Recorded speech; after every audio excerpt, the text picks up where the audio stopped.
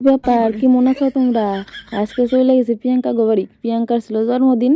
তা দেখো না, যার জন্মদিন সেই দিয়ে পায়েস পুয়েস লুচি মুচি ভাজবেন না, লুচি মুচি ভাইজে রেডি হইবে নিয়ে গাইছে। দেখো নিচে পড়ছে নাইট ড্রেস, উপরে পড়ছে সুন্দর একটা জামা। এ তো মানা যায় কও। আর পাই যে শুরু করছে মেকআপ ঘষা, হাই রে ঘষা ঘষছে যা কওয়া যাবে। এই মেয়েটা কেক মেক নিয়ে হাজির হয়েছে। আর মাথায় কি জানি কয় না মুটুক, ওইটাও আনছে। তাই বললাম দাঁড়া আমি তোর পরাই দিই মুটুকটা।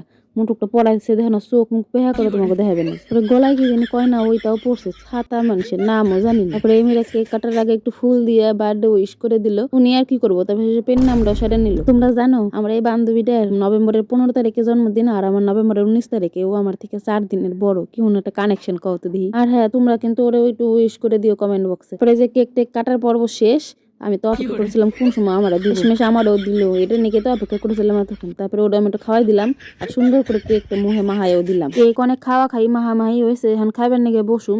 তো ছিল লুচি পায়েস আর মাংস। আমি কইছিলাম ওটা বেশি করে দিবি মাংস। খাওয়া দাওয়া শেষ করে এখন বাড়ি যাবো। তো ওরকম আসছে বছর আবার হবে। কইয়া টাটা দিয়ে তারপরে আমি বাড়ি যেতেছি। আমার এই নিজের ভাষায় ভিডিওটা করা তোমাকে কেমন লাগলো অবশ্যই কিন্তু কমেন্ট করে জানাইও। তাহলে এখন থেকে আমি নিজের ভাষাতেই ভিডিও দেবো। তো দেখা হবে নেক্সট কোনো ভিডিওতে। বাই।